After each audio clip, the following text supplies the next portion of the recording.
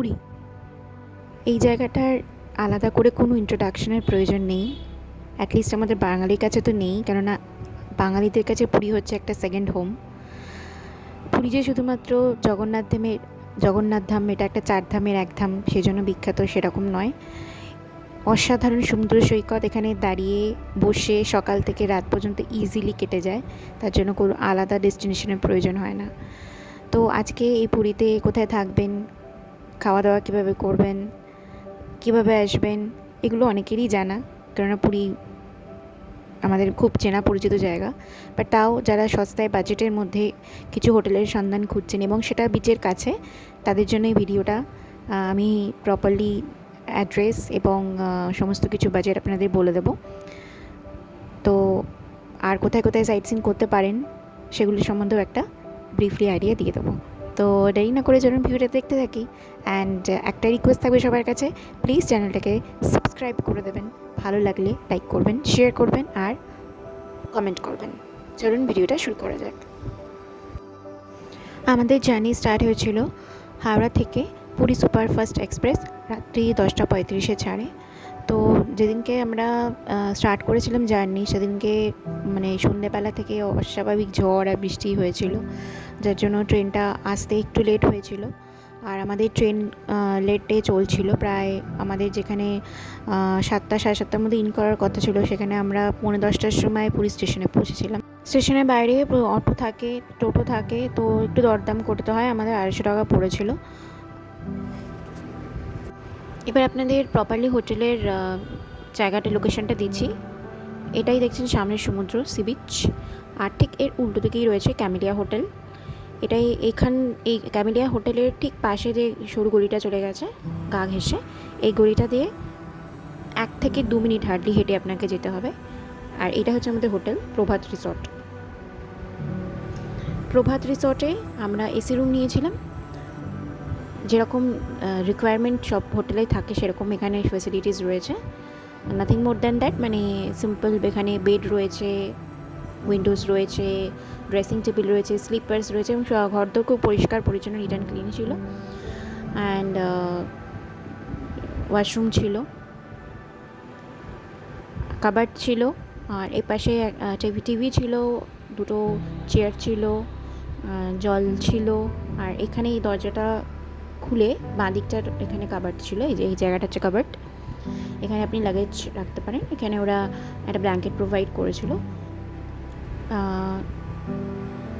মোটামুটি ভালোই ছিল, নিট অ্যান্ড ক্লিন। এখানে ডাস্টবিনটা আছে, আর এখানে ডাস্টবিনের আর এই সাইডটা হচ্ছে আপনার একটা ব্যালকনি, যেখানে 2টো চেয়ার আছে, এখানে আপনি জামাকাপড় মেলতে পারেন। আর এখান দিয়ে কিন্তু সমুদ্র দেখা যাচ্ছে, সাইড দিয়ে আর কি, সাইড সি ভিউ রুম।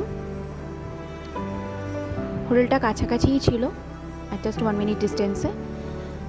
তো এখানে ওরা কতগুলো ডেন্টাল কিট দিয়েছিল, টুথপেস্ট, টুথব্রাশ, চিরুনি, যেরকম থাকে, শ্যাম্পু, অল দিস থিংস। তো আমার ভালোই লেগেছে। আর আমরা যে প্যাকেজটা নিয়েছিলাম সেটা থাকা এবং খাওয়া সমেত, এখানে আপনারা শুধু থাকতেও পারেন, আবার অনেকে আসেন শুধু খেতেও আসেন। এদের রান্না যে মানে কুক যে আছে খুব ভালো। তো আমাদের যেটা পড়েছিল পার হেড 1500 টাকা পার হেড পড়েছিল, একজনের থাকা এবং খাওয়া নিয়ে। এটা ছিল বাথরুমের কন্ডিশন। বাথরুমটা বেশ বড় ছিল, বেশ বড়, সব ধরনের ফেসিলিটিস রয়েছে, গিজার যা আছে, বেশ পরিষ্কার পরিচ্ছন্ন ছিল, কমোড, গিজার, তারপরে বেসিন। আর এটা হচ্ছে আমাদের হোটেল থেকে সি ভিউটা, খুব সুন্দর লাগে। সকালবেলা বিকালবেলায় চা খেতে খেতে এই দৃশ্য দেখতে দেখতে আপনার দিনটা কেটে যাবে। আচ্ছা, ব্রেকফাস্টে আমাদের লুচি, তরকারি, ডাল একদিন এক একটা ছিল, কোনো দিন চাউমিন, কোনো দিন ব্রেড বাটার অমলেট এরকমও দিত অল্টারনেট করে। দুপুরে খাবার দাবারও খুব ভালো দিত, একদিন গলদা চিংড়ি দিয়েছিল, একদিন কাতলা মাছ, সাথে ডাল থাকে, একটা তরকারি থাকে, ভাজা থাকে, চাটনি থাকে, আর একদিন পার্শে মাছ দিয়েছিল। তো এভাবে ওরা অল্টারনেট করে আপনাকে দেয়। আর রাইসের পরিমাণ আপনি যত খুশি ততবার নিতে পারেন আর কি। ডিনারে পোলাও, মাংস, ফ্রাইড রাইস, চিলি চিকেন, রুটি, মাংস, মেনলি মাংসটাই ওরা, বা চিকেনটা বা মাটন আপনি যাই বলবেন ওরা করে দেবেন। আর ইভিনিংয়ে তো এমনি টি, স্ন্যাক্স এগুলো থাকতো। আর এইটা হচ্ছে এক মানে আমরা ইভিনিংয়ে বেরিয়েছিলাম সমুদ্রের ধারে, তো সেদিনকে এরকম রেড মুন দেখা গিয়েছিল আকাশে। তো এটা একটা মানে আলাদাই ভিউ ছিল, আলাদাই এক্সপিরিয়েন্স। পুরীর সাইট সিনে তো সবাই বেশিরভাগই কোনারক, উদয়গিরি, খণ্ডগিরি, চিল্কা এগুলো করে। তো পুরীর মধ্যেই আর কি অনেক ঘোরার জায়গা রয়েছে, সেগুলো আমরা এবারে ঘুরেছিলাম, কারণ আমাদের ওই সাইট সিনগুলো অনেকবার করা। তো ফার্স্টে আমরা এসেছিলাম গোল্ডেন বিচ পরের দিন। তো গোল্ডেন বিচের টিকিট কাউন্টার এটা। তো আমরা একটু সকালের দিক করে এসেছিলাম। তো এখানে আপনাদের পুরো ডিটেলসটা আমি ভিডিও করেছিলাম, তো ডিটেলসটা আমি এখানেই দিয়ে দিচ্ছি। কত টাকা কি টিকিট, কোন চেয়ার ভাড়া করলে কত পড়বে, সেগুলো সব ডিটেলস এখানে রয়েছে, তো আপনারা দেখে নিতে পারেন। এই যে easy chair, umbrella, single chair, camp chair, প্রত্যেকটার রেট অফ টিকিট দেওয়া হয়েছে, ডিউরেশন কত ঘন্টা, 1 ঘন্টা, টাইমিংও দেওয়া রয়েছে। তো এটা ভালো করে দেখে নেবেন। পুরীর এই গোল্ডেন বিচটা অ্যাকচুয়ালি ব্লু ফ্ল্যাগ বিচ।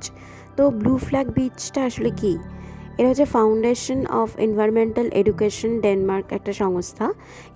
এরা আর কি বিভিন্ন বিচের ওপর সমীক্ষা চালায়। তো টোটাল এদের 33টা মানে টোটাল 33টা এদের ক্যাটাগরি রয়েছে, যার মধ্যে সমুদ্রের জলের পরিষ্কার পরিচ্ছন্নতা, জলের মান, বিচের বিভিন্ন অ্যাক্টিভিটিস, বিচের সিকিউরিটি কীরকম রয়েছে বা অন্যান্য সুযোগ সুবিধা কেমন রয়েছে, এরমভাবে টোটাল 33টা ক্যাটাগরি রয়েছে। তো যারা 80% পেয়ে পাস করে তাদেরই ব্লু ফ্ল্যাগ বিচটা নামকরণ করা হয়। তো আমাদের পুরী বিচটাও কিন্তু সেরকমই একটা ব্লু ফ্ল্যাগ বিচ। সত্যি এটা খুবই পরিচ্ছন্ন, পরিষ্কার পরিচ্ছন্ন। এটা হচ্ছে গোল্ডেন বিচের ম্যাপ। এই ম্যাপ দেখে দেখে আপনারা পুরো পার্কটা কিন্তু খুব ভালোভাবে পায়ে হেঁটে ঘুরতে পারেন। এখানে ড্রিঙ্কিং ওয়াটারের ফ্যাসিলিটিস রয়েছে এই জায়গাতে। আর একটু এগিয়ে গেলে আপনারা ডান দিকে বিভিন্ন সমুদ্রের একদম পড়বে, আর বাঁ দিকটা পড়বে হচ্ছে আপনার এরকম একটা প্লেগ্রাউন্ড বাচ্চাদের, যেখানে খুব সুন্দর সুন্দর অ্যাক্টিভিটিস রয়েছে। বড়রাও এখানে একটু ছোটোখাটো জিম মতন করে নিতে পারবে। দোলনা, স্লিপ, সব ধরনের জিনিস রয়েছে। খুব ভালো লাগবে এই জায়গাটা আসতে আপনাদের। আর এখানেই হচ্ছে গোল্ডেন প্যালেস, খুব বিখ্যাত হোটেল, কিন্তু এটা একটু কস্টলি। তো একদম এই গোল্ডেন বিচের ওপরেই রয়েছে এই গোল্ডেন প্যালেস হোটেলটা। এই জায়গাটা আসলে আপনাদের খুব মজা লাগবে। আচ্ছা, বিচে আপনারা এমনি ঘুরতেও পারেন, সেটার জন্য 20 টাকা লাগবে পার হেড, তার 3 ঘন্টা ঘুরতে পারবেন। আর স্নানও করতে পারবেন 50 টাকার বিনিময়ে 3 ঘন্টা। ভলিবল, ফুটবল এগুলোও খেলতে পারবেন, সেটারও 50 রুপিসের আপনাদের লাগবে। আর এরকম টাওয়ার রয়েছে একটা, আর এখানে ছাউনি দেওয়ারও বসার জায়গা রয়েছে, সেগুলো প্রত্যেকটা আপনাকে আগেই দেখেছি কত টাকা কীরকম ভাড়া রয়েছে। আচ্ছা, এখানে ফার্স্ট এইড একটা স্টেশন রয়েছে, যেখানে কিছু মানে কেটে গেলে আপনারা এখানে ইজিলি করতে পারেন, আসতে পারেন। টয়লেট ফেসিলিটিস, মানে স্নান করার পরে চেঞ্জিং রুম, এগুলো সমস্ত ফেসিলিটিস এখানে রয়েছে, এখানে পেয়ে যাবেন আপনারা। এখানে একটা বিচের মধ্যে এটা একটা ছোটো ক্যাফে এরিয়া আছে, এখানে বিভিন্ন মেনু আপনাদের দেখিয়ে দিলাম। এখানে এই জিনিসগুলো পাওয়া যায়, আপনারা এখানে এসে এখানে এনজয় করতে পারেন। সুন্দর বসার জায়গা রয়েছে। তো এক কথায় গোল্ডেন বিচটা খুবই সুন্দর। একদম সকালবেলা এসে সানরাইজ দেখতে পারেন এখান থেকে, বা ইভিনিংয়ে এসেও আপনারা সানসেটটা এনজয় করতে পারেন। আচ্ছা, আরেকটা দারুণ জায়গার আপনাদের সন্ধান দেবো, যেটা রয়্যাল গ্র্যান্ড হেরিটেজ। এখানে ব্রেকফাস্টের, পুরীতে এসে একটা ব্রেকফাস্টের জায়গা অনেকেরই সন্ধান করেন, তো এটা আমি আপনাদের দিলাম। এটা খুব ভালো, এখানকার মেনু কার্ড এটা। তো এখানে দেখতে পারেন, এখানে সব ধরনের আইটেমসই পাওয়া যায়। তো আমরা এখানে জেনারেলি ব্রেকফাস্টটা করেছিলাম, আমাদের খুব ভালো লেগেছিলো, খাবারের কোয়ালিটি খুবই ভালো ছিল, আর খুব একটা কস্টলি না, আবার খুব একটা কম দামি না, মোটামুটি প্রাইস আর কি। তো খুবই সুন্দর চিলিং এরিয়া। ব্রেকফাস্ট করে তাড়াতাড়ি করে হোটেলে ফিরে ভালো করে সমুদ্রে 3 ঘন্টার একটা স্নান করে নিন, আর তারপরে বেরিয়ে পড়ুন কিছু সাইট সিন করতে, টোটো বা অটো ভাড়া করে। অটো রিজার্ভ করে আপনারা একটু দরদাম করে নেবেন। প্রথমে দেখবেন বিপত্তারিণী চণ্ডীবাড়ি, এখানে কিন্তু থাকাও যায়। মোটামুটি 1200 থেকে রুম রেন্ট স্টার্ট হয়। এখানে নন এসি, এসি 2 রকমের রুম পাওয়া যায়। এখানে খাওয়া দাওয়ারও বন্দোবস্ত রয়েছে, কিন্তু এখানে ভেজ খেতে হবে। আর একদম এটা সি ফেসিং, মানে একদম ওপরে আর কি, মেরিন ড্রাইভ রোডের। তো বিপত্তারিণী চণ্ডীবাড়ি দেখে আমরা গিয়েছিলাম নেক্সট স্পটে। তো পথে এরকম কাজু বাদাম গাছ পড়েছিল, সেখান থেকে পারমিশন নিয়ে আমরা একটা কাজু বাদাম নিয়েছিলাম। নেক্সট স্পট হচ্ছে শ্রী গৌড়বিহার আশ্রম, যেটা গুপ্ত বৃন্দাবন নামেই বেশি পরিচিত। এখানে 10 টাকা করে টিকিটের মূল্য। সময় হচ্ছে 7টা থেকে 12:30টার মধ্যে সকালবেলা, আর বিকেলবেলা 3টে থেকে 5টা অবধি খোলা থাকে। তো এখানে বিভিন্ন ধরনের রাধা কৃষ্ণ নিমাই সব মূর্তি, বিভিন্ন দেব দেবতার মূর্তি দিয়ে গোছানো। তো আমরা যে স্পটগুলো ঘুরেছিলাম তার মধ্যে এটা সত্যি খুবই সুন্দর এবং খুব সাজানো গোছানো এবং খুব অ্যাট্রাকটিভ একটা স্পট ছিল, এবং পায়ে হেঁটে আপনার ঘুরতে মোটামুটি এখানে আধ ঘন্টা মতন টাইম লাগে। মন্দির প্রাঙ্গণটি বেশ বড়। এখানে হনুমানের মূর্তি রয়েছে, এটা শনি মন্দির। এখানে আর কি মেনলি শৈব আর বৈষ্ণব ধর্মের মিলন যে ঘটেছে সেটাই দেখানো হয়েছে। সমুদ্র মন্থন বিভিন্ন যেগুলো হয়েছিল সেগুলো এখানে দেখানো হয়েছে। এখানে নিমাই মূর্তি রয়েছে, বড় জলাশয়ের ওপরে শিব ঠাকুরের মূর্তি। তো শৈব আর বৈষ্ণব ধর্মের মিলনের প্রতিচ্ছবি এখানে ধরা পড়েছে, আর এখানকার ভাস্কর্য শিল্প খুবই সুন্দর। এই মন্দিরটি প্রায় 150 বছরের পুরনো মন্দির। তো এই অসাধারণ জায়গাটা দেখে আমরা নেক্সট যেটা দেখেছিলাম সেটা হচ্ছে ওমকারেশ্বর মন্দির। এখানে রয়েছে 108টা শিবলিঙ্গ। এটা হচ্ছে ওমকারেশ্বর মন্দিরের এন্ট্রি গেট, আর ওখানে রয়েছে শিবের মহা বড় মূর্তি, একটা বিশাল বড় মূর্তি রয়েছে, খুব সুন্দর। আসুন মন্দিরে প্রবেশ করা যাক। এখানে বাদিকে রয়েছে নৃসিংহদেবের মূর্তি, নৃসিংহদেবের মন্দির এটা। পুরো মন্দিরে বিভিন্ন ধরনের সুন্দর সুন্দর পটচিত্র অঙ্কন করা হয়েছে, এবং মন্দিরের ভেতরে দেয়ালে খোদাই করে করে সুন্দরভাবে কাজ করা হয়েছে। মন্দির চত্বরটা খুব সুন্দর, বিশাল বড়। এখানে বিভিন্ন মূর্তি রাখা হয়েছে, আর এটা হচ্ছে বিশাল বড় রাক্ষসের মূর্তি। এর ভেতরে প্রবেশ করে 108টা শিবলিঙ্গ আপনারা দেখতে পাবেন। টোটাল 108টাই শিবলিঙ্গ ছিল, আর দেখতে খুব সুন্দর লাগছিল। এখানে চাইলে আপনারা পুজোও দিতে পারবেন। এখানে একটা গোশালাও রয়েছে এর পাশে, ঠিক আপনারা চাইলে ওখানেও দেখে আসতে পারেন। এখানে রাধা কৃষ্ণের দোলনাতে ঝুলছে, কি সুন্দর দেখুন মূর্তিটা, দারুণ লাগছিল দেখতে। আর এখানে রয়েছে কিছু পাখি, বিভিন্ন ধরনের পাখি ছিল এর ভেতরে, খাঁচাটার ভিতরে। তো এই জায়গাটা খুব অসাধারণ জায়গা। এরপরে আমরা গেছিলাম, তখন আমরা যখন গেছিলাম চন্দন যাত্রা চলছিল। মেনলি জগন্নাথ দেব, বলরাম, সুভদ্রাকে নিয়ে নৌকা বিহার করানো হয়। চন্দন যাত্রাটা অ্যাকচুয়ালি কি, এটা হচ্ছে জগন্নাথ, বলরাম এবং সুভদ্রার জন্য গ্রীষ্মকালীন একটা পালিত উৎসব। গ্রীষ্মকালে এটা মেনলি করা হয়। এটা অক্ষয় তৃতীয়ার দিন শুরু হয়। টোটাল 42 দিন 42 ডেজ ধরে এই উৎসবটা পালন করা হয়। দুটো এটার ভাগ রয়েছে, একটা বাহিরা চন্দন, একটা ভেতরা চন্দন। বাহিরা চন্দন বাইরে থেকে চন্দন প্রলেপ্ত হয়, ভিতরে করানো হয়। তো মেইনলি এই দিন থেকে এই যখন এই উৎসবটা করা হয়, যে অক্ষয় তৃতীয়া থেকে শুরু করা হয় যেদিন থেকে, সেদিন থেকে রথের যে নির্মাণের কাজটা কিন্তু শুরু হয়ে যায়। তো এই চন্দন যাত্রাটা মেইনলি পুরীর মন্দির থেকে বিগ্রহকে প্রথমে নিয়ে আসা হয়, নিয়ে এসে পুরো রাস্তা দূরে সমারোহ হয় আর কি। বিভিন্ন সেবক এবং পুরোহিত যারা রয়েছে তারা ভজন কীর্তন করে নিয়ে আসে। তারপরে এইটা হচ্ছে নরেন্দ্র পুষ্করিণী। এই পুষ্করিণীতে মেনলি নৌকা বিহার করা হয়, বা যেটাকে ওনারা জলক্রীড়া বলেন। তো সেটা করানো হয় এবং এভাবে ঘোরানো হয়। তো এইটাই হচ্ছে মেন জিনিস। এরপরে জগন্নাথ দেবের জ্বর আসে, এবং তারপরে রথের টাইমে উনি মাসির বাড়িতে গিয়ে বিশ্রাম নেন। তো এই পুরো জিনিসটা হচ্ছে নৌকা বিহার। তো এটা দেখতে এত ভালো লাগবে আপনার, খুব সুন্দর আমাদের এক্সপিরিয়েন্স হয়েছে। আর যেহেতু আমরা গরমকালের সামার ভ্যাকেশনের ছুটিটায় গিয়েছিলাম, তো সেই টাইমটা আর কি চন্দনযাত্রাটা আমরা দেখতে ওই জন্য পেরেছিলাম। এটা কিন্তু ওই টাইমে গেলে আপনারা পাবেন দেখতে, ঠিক আছে? তারপরে গেলে কিন্তু অন্য টাইমে গেলে কিন্তু পাবেন না। তো এটা খুব ভালো একটা এক্সপিরিয়েন্স আমাদের সেদিনকে সন্ধ্যেবেলায় হয়েছিল। এটা দেখে বেরিয়ে পড়ুন, টুকটাক কিছু শপিং করুন। আর আমরা যেখানে ছিলাম ক্যামেলিয়া হোটেলের উল্টো দিকে যে সি বিচটা, ওইখান থেকে আমি একটু কেনাকাটি করেছিলাম, মোটামুটি সস্তাই পেয়েছি। তবে আপনার চাইলে স্বর্গদ্বারেও যেতে পারেন, ওখানে অনেক দোকান আছে, কিন্তু ওইখানেও দেখছিলাম অনেক ভালো ভালো দোকান আছে। তো এখান থেকে কিছু টুকটাক জিনিস আমি কিনেছিলাম, শাক, একটু ব্যাগ, কতগুলো জামা কাপড় আর কি, টুকটাক জিনিস আমি কিনেছিলাম। এবার আসি পুরী মন্দিরে পুজো দেওয়ার ব্যাপারে কতগুলো কথা নিয়ে।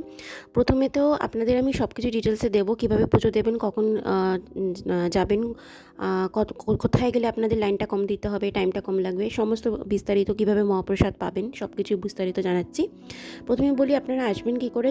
স্বর্গদ্বার বা মেইন ড্রাইভে যে কোনো টোটো বা অটো বুক করে এখানে আসতে পারবেন, আর 100 থেকে 150 টাকা ভাড়া লাগবে যদি রিজার্ভ করে আসেন। তো আমি বলবো মেনলি আপনারা চেষ্টা করবেন দক্ষিণ দুয়ার দিয়ে মন্দিরে প্রবেশ করতে। কেননা পুরী মন্দিরে টোটাল 4টে দুয়ার আছে, উত্তর, পূর্ব, পশ্চিম আর দক্ষিণ। তো পূর্ব দুয়ারে হচ্ছে আপনার সিংহদুয়ার, পশ্চিমটা হচ্ছে ব্যাঘ্র দুয়ার নামে পরিচিত, আর উত্তরটা হচ্ছে আপনার হস্তি দুয়ার, আর দক্ষিণটা হচ্ছে আপনার অশ্ব দুয়ার। তো এই দক্ষিণ দুয়ার দিয়ে আপনি প্রবেশ করবেন, তাহলে কি হবে, আপনার অনেকটা লাইন কম দিতে হবে, ঠিক আছে। আর এই পুরী মন্দিরে যেটা প্রবলেম হয় মেনলি পুজো দেওয়া নিয়ে, পান্ডা দেওয়া নিয়ে।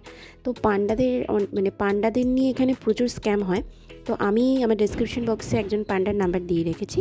ইনি আমাদেরকে পুরো মন্দিরটা ঘুরিয়ে দেখিয়েছিলেন এবং পুজো দিয়েছিলেন এবং খুবই ভালো। এবার টাকা পয়সার ব্যাপার উনি আমাদের বলেছিলেন আপনি যেটা পছন্দ করে দেবেন, আপনার যেটা ভালো লাগবে সেটা আপনি দেবেন। তো আমরা টোটাল 10 জন গিয়েছিলাম, তো পার হেড আমরা 50 টাকা করে ওনাকে দিয়েছিলাম। আর ডালা এখানে 100 টাকা থেকে স্টার্ট হয়ে একদম 1 লাখ 2 লাখ পর্যন্ত রয়েছে। তো এটা আপনার মানে মনের ব্যাপার, আপনি কত টাকার ডালা দিয়ে পুজো দেবেন। আমরা 500 টাকার ডালা দিয়ে পুজো দিয়েছিলাম।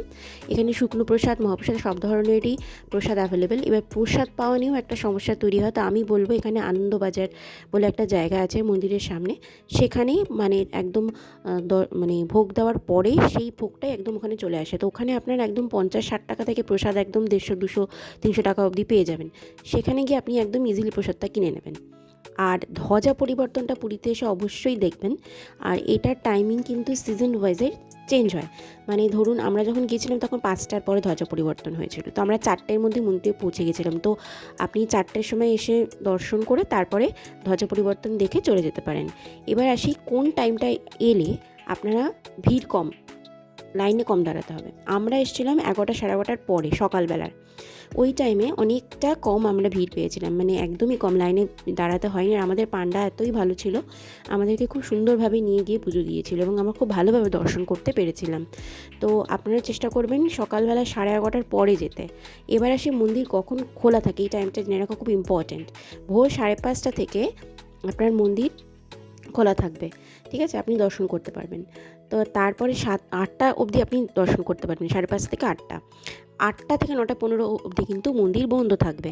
আবার 9:15 পরে মন্দির খুলবে, আপনি একদম দুপুর 1টা পর্যন্ত দর্শন করতে পারবেন। এবার 1টার পরে 1টা থেকে 2টো কিন্তু মন্দির আবার বন্ধ থাকে, আবার 2টোর পরে মন্দির ওপেন হয়, তখন আপনি দর্শন করতে পারবেন। টাইমটা কিন্তু মাথায় রাখবেন, এভাবে আপনি দর্শন করবেন। এবারে আসি পুরীর মন্দিরের কিন্তু অনেক ধরনের অলৌকিক ঘটনা আছে, আপনারা সবাই জানেন। যেটা কথিত আছে যে শ্রীকৃষ্ণ মারা যাওয়ার পরে, দেহত্যাগের পরে ওনার যখন দেহকে মানে দাহ করা হয়, তারপরে ওনার যে হৃদয়টা সেটা পাণ্ডবরা জলে ভাসিয়ে দিয়েছিল। এবার ভাসতে ভাসতে সেটাই পুরীর সমুদ্রে এসে আর কি ভেসে ওঠে এবং সেই সেই হৃদয়টাই কিন্তু জগন্নাথ দেবের মূর্তিতে স্থাপন করা আছে। তো এটাকে ব্রহ্ম পদার্থ বলা হয় আর কি। তো এটা একটা অলৌকিক ঘটনা। তো আর এখানে যেটা পুরীর মানে জগন্নাথ দেবের ভোগ প্রসাদ যেখানে বানানো হয়, রন্ধনশালা যেটা, সেখানে কিন্তু ওরা যে মাটির হাঁড়িতে বা যে পাত্রে রান্নাটা করে, একটা পরিমাণ মতন তো রান্না করে, কিন্তু সেই রান্নাটা কিন্তু কখনোই বেশি হয় না। মানে লক্ষাধিক দর্শনার্থী এখানে আসে, কিন্তু কখনোই বেশি হয় না, আবার কমও হয় না।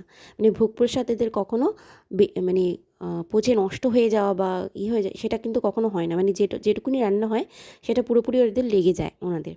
আর এখানে একটার ওপর একটা হাঁড়ি এভাবে বসিয়ে বসিয়ে, অনেকগুলো হাঁড়ি বসিয়ে বসিয়ে কিন্তু রান্না করা হয়। কিন্তু এখানে খুব অলৌকিকভাবেই নিচের যে হাঁড়িটা সবার থাকে, সেই হাঁড়িতে রান্না কিন্তু সবার লাস্টে শেষ হয়। আর একদম উপরে যে হাঁড়িটা বসানো থাকে, সেই হাঁড়িটা রান্না কিন্তু সবার প্রথমে শেষ হয়। এর ফলে কি হয়, কোনো রান্নাই কিন্তু এখানে পুড়ে যায় না। আর এটাই হচ্ছে পুরীর মন্দিরের, এগুলো হচ্ছে একটা অলৌকিক ঘটনা। এবার আসি আপনি কী থেকে সতর্কতা অবলম্বন করবেন। এখানে কিন্তু অনেক স্ক্যাম হয়, অনেক স্ক্যামার আছে, এবং বলতে খুবই খারাপ লাগে যে পান্ডারাই কিন্তু বেশিরভাগ ক্ষেত্রে স্ক্যাম করে। তো হয়তো সব পান্ডারা করে না, কারণ আমাদের পান্ডা খুবই ভালো ছিল। কিছু কিছু অসৎ পান্ডা আছে যারা আপনাদেরকে টাকা চাইবে, তো টাকা চেয়ে তারপরে আপনাকে মানে টাকাটা নিয়ে চলে যাবে, তারপরে পাত্তা পাওয়া যাবে না তাদের। তো আপনারা পান্ডার সাথে অবশ্যই কথা বলে নেবেন যে, আর পুরো মন্দির দর্শন করে, মন্দিরের ভেতরেও অনেক ছোটো ছোটো মন্দির রয়েছে, সেগুলোতে দর্শন করে তবেই পান্ডাকে কিন্তু টাকা দেবেন। আরেকটা স্ক্যাম হয়। এবার এই যে পুরীর মানে মূল মন্দির দর্শন করার পরে আর ছোটো ছোটো মন্দিরে যখন আপনারা দর্শন করতে যাবেন, তখন ওখানে পুরোহিতরা পুজো আপনি ধরুন দিলেন, পুজো দেওয়ার পরে আপনার কাছ থেকে 200, 300, 400 টাকা এরকম করে টাকা চাইবে। তো এই জায়গাগুলো থেকে আপনারা কিন্তু আগে কথা বলে নেবেন যে পুজো দিতে গেলে টাকা লাগবে কি লাগবে না। আরেকটা জিনিসও হয়, এখানে টিকা লাগানো হয়, টিকা লাগানো আর চরণামৃত খাওয়ানো, এই দুটোর নাম করেও কিন্তু টাকা চাওয়া হয়। তো এই টিকা লাগানোর ব্যাপারে সতর্ক হবেন। আপনি যদি মনে করেন আপনি টাকা পে করবেন তবেই টিকা লাগাবেন। চরণামৃত যখন আপনাকে কেউ দিতে আসছে, আগে আপনি জিজ্ঞেস করে নেবেন এর বিনিময়ে কোনো টাকা নেবে কিনা, তারপরেই কিন্তু আপনি নেবেন। তো এই স্ক্যামগুলো থেকে বাঁচবেন। আরেকটাও স্ক্যাম হয়, এই যে ধ্বজা ওড়ানোর যে পতাকাটা, সেটা বিক্রি করা হয় চড়া দামে, কিন্তু অনেক সময়তেই এই বেশিরভাগ ক্ষেত্রেই মেন ধ্বজার কিন্তু ওখানে পতাকা দেওয়া হয় না, বাইরে থেকে কিনে এনে দেওয়া হয়। তো যখন আপনারা চেষ্টা করবেন, যখন ধ্বজা পরিবর্তন করে নিচে নামছে, সেই টাইমেই ওখানে দেখবেন চারপাশে ওরাই বিক্রি করছে, সেইখান থেকে নেওয়ার চেষ্টা করবেন, তাহলে একদম রিয়েল ধ্বজাটা আপনারা পাবেন। আর এইগুলো কয়েকটা জিনিস। এমনি তো পুরী মন্দির খুবই পবিত্র এবং স্নিগ্ধ আমাদের কাছে। আমাদের কাছে যতবারই আমরা পুরীতে যাই, কথাই আছে জগন্নাথ দেব না টানলে কেউ পুরীতে গিয়ে পুজো দিতে পারে না। এরকম অনেকের ক্ষেত্রে হয়, পুরীতে গেছে কিন্তু পুজো দিতে পারেনি। তো জগন্নাথ দেবের ইচ্ছায় সব কিছু হয়। তো আমাদেরও তাই, মানে জগন্নাথ দেবের ইচ্ছাতেই আমরা পুজো দিতে পেরেছি, তাই নিজেকে খুবই ধন্য মনে হয়। কিন্তু তাও আপনাদের সতর্ক করে দিলাম, এই বিষয়গুলি মাথায় রেখে তবে পুজো দেবেন। আর টাইমটা খেয়াল রাখবেন। আর পান্ডার নাম্বারটা আমি ডেসক্রিপশন বক্সে দেওয়া রইল, এবং আরও ডিটেলস আমি ডেসক্রিপশন বক্সে হোটেলের সম্বন্ধেও দিয়ে রেখেছি, আপনারা চাইলে ওখান থেকে চেক করে নিতে পারেন। আর এইভাবেই আমরা ঘুরেছিলাম এবং পরের দিন আমরা ব্যাক করেছিলাম। তো আপনারাও চাইলে এভাবে কম বাজেটে ঘুরতে পারেন। পুজো আর দিয়ে ধ্বজা ওড়ানো দেখে আপনাদের নেক্সট কাজ হবে এই কাকাতুয়া, এই মিষ্টান্ন ভাণ্ডার থেকে অবশ্যই বাড়ির জন্য খাজা কিনে নিয়ে যাওয়া, এটা মেন কাজ। তো এটা এই কাকাতুয়া পাখিটা হচ্ছে এটা সিগনেচার, এটা হচ্ছে দেখে আপনারা কিনবেন। তো ভিডিওটা কেমন লাগলো অবশ্যই জানাবেন, ভালো লাগলে শেয়ার করবেন, সাবস্ক্রাইব করবেন চ্যানেলটাকে, আর অনেক অনেক অনেক ভালোবাসা দেবেন। Thank you for watching. Stay tune with আমি দেবী।